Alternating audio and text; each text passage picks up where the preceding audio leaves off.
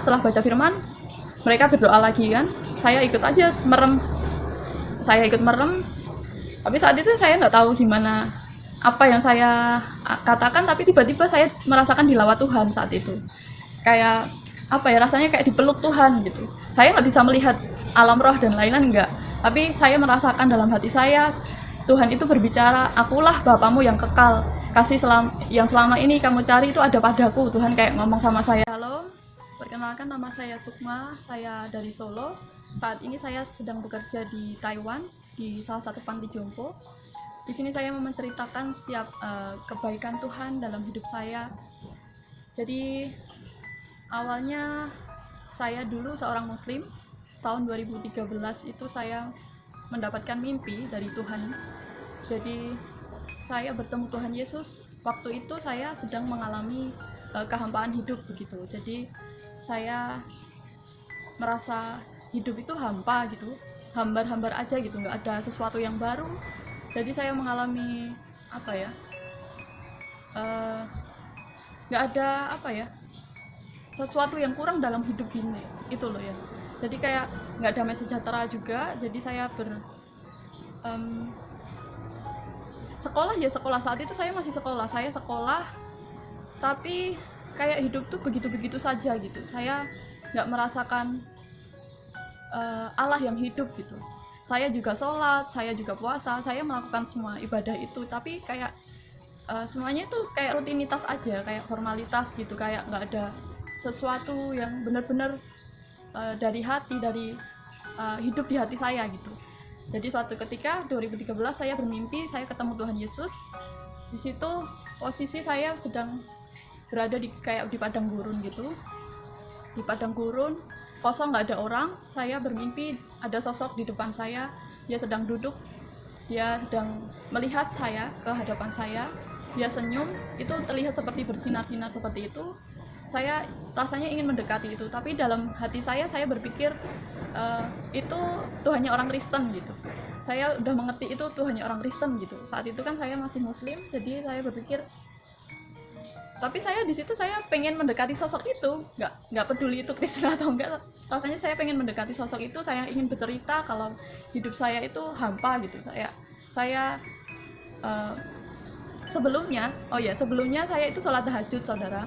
Jadi saya sholat tahajud itu sepertiga malam, saya berdoa gitu. Saya kayak ngomong sama Allah saat itu kan dengan cara muslim. Saya cerita, saya berdoa, saya menangis di situ kalau saya mengalami hampa gitu hidup, dan saya pengen sesuatu yang baru. Saya pengen, kalau memang Engkau ya Allah, kalau memang Engkau hidup, tolong tunjukkan kepada saya gitu. Selama ini Engkau itu jauh, Engkau itu kayak gimana ya, disembah tapi jauh gitu. Walaupun saya berulang kali menyembah, beribadah berapapun banyaknya, tapi saya tidak merasakan kedekatan Tuhan gitu. Saya kayak menantang Tuhan gitu, kalau memang Kau hidup, tolong tunjukkan kepada saya. Saya itu nangis sampai terus saya habis itu tidur. Nah, saya dapat mimpi itu tadi, saya ketemu Tuhan Yesus itu. Rasanya saya pengen mendekati sosok itu. Baru satu langkah saya pengen mendekati sosok itu, tiba-tiba ada banyak lalu lalang orang. Padahal tadinya nggak ada orang, tiba-tiba ada banyak lalu lalang orang gitu. Kayak suasananya kayak zaman dulu kayak gitu, masih pada pakai sorban kayak gitu. Terus habis itu saya bangun. Sampai di situ saya terus langsung bukan langsung percaya, langsung jadi Kristen, enggak juga. Saya masih bertanya-tanya apa ya maksudnya itu mimpinya. Terus saya ngomong sama teman saya yang Kristen di sekolah. Saya hubungi, saat itu masih SMS, belum ada WhatsApp. Saya SMS teman saya, kalau saya mimpi begini, saya ketemu Tuhanmu. Terus singkat cerita, mereka mengajak saya untuk berdoa di sekolah. Tapi saya nggak mau dikristenkan, saya nggak mau jadi Kristen gitu. Saya nggak suka sama orang Kristen gitu, ilfil saja sama orang-orang Kristen. Terus beberapa kali mereka mengajak saya berdoa, terus saya mau lah, sungkan kan diajak terus nggak mau kan. Ya udah, saya mau lah, untuk kali ini saya mau.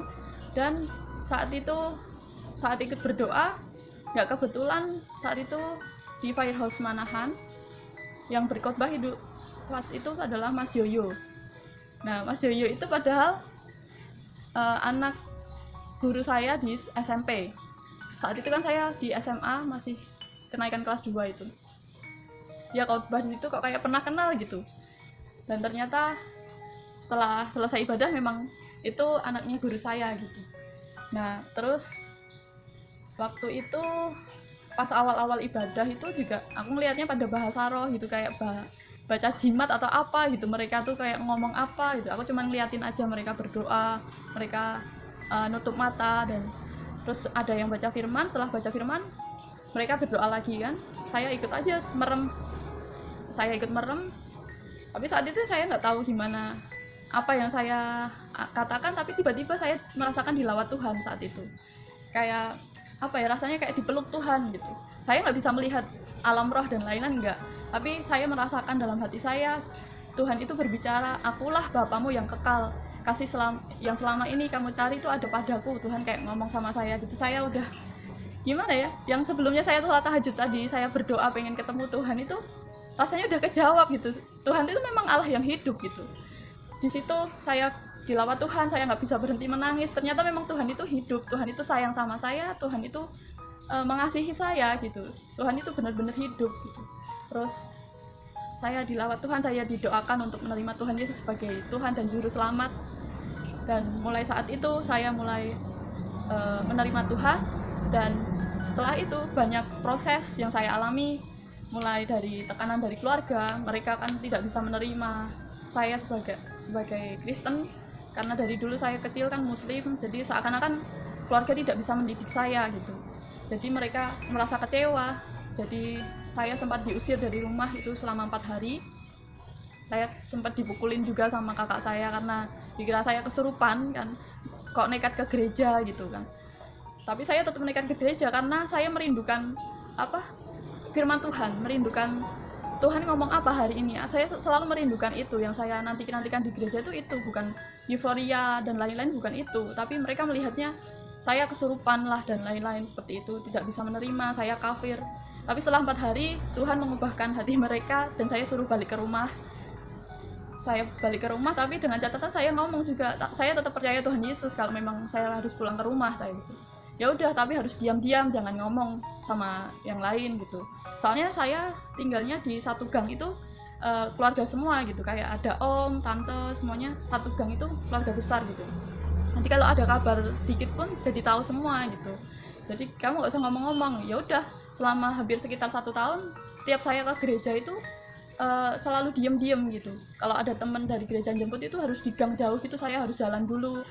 Saya harus bayar harga. Saat itu saya harus nggak boleh ngomong sama siapapun, nggak boleh.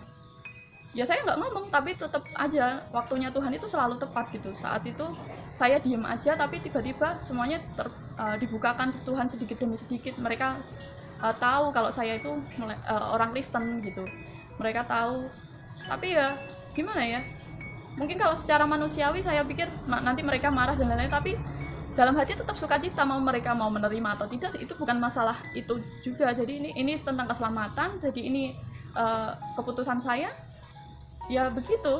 Tapi setelah itu gimana ya, banyak proses yang saya alami di sekolah, di pekerjaan, saya alami banyak, dimana seperti Tuhan Yesus saat dia juga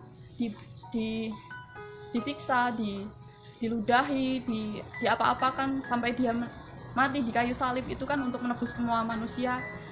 Itu menjadi teladan saya gitu.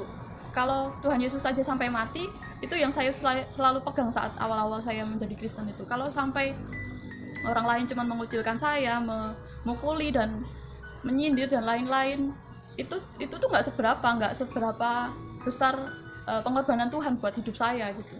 Jadi banyaklah, sampai sekarang pun bukan berarti saya menjadi Kristen dan hidup itu enak-enak saja, nggak begitu. Tapi justru tantangan itu selalu ada, ujian hidup itu selalu ada. Tapi di situ Tuhan selalu memperlihatkan kalau kita itu lebih dari pemenang gitu. Kita bisa melewati setiap ujian-ujian yang kita hadapi di dunia ini gitu dengan kekuatan Tuhan. Gitu. Ya, saya bersyukur sampai sekarang saya bisa bekerja di Taiwan dengan kekuatan Tuhan, dengan hikmat Tuhan saya bisa melakukan semua ini. Semua ini kasih karunia Tuhan. Semua kemuliaan hanya buat Tuhan saja. Jadi semenjak perkenalan saya dengan Tuhan, itu selalu membawa saya kepada pengertian bahwa Tuhan Yesus itu baik, setiap rancangan Tuhan dalam hidup saya itu baik. Saya percaya bukan saya saja, tapi semua orang itu sebenarnya Tuhan memiliki rancangan-rancangan yang baik untuk setiap manusia sebenarnya. Cuman karena manusia belum mengerti kebenaran, belum mengerti keselamatan bahwa Tuhan adalah Tuhan Yesus adalah Tuhan Allah yang hidup, mereka seringkali berkutat dengan dosa sendiri. Jadi saya ajak teman-teman semua yang merindukan kuasa Tuhan Allah yang hidup, mulai berdoa dengan dirimu, berdoa dengan hati yang tulus,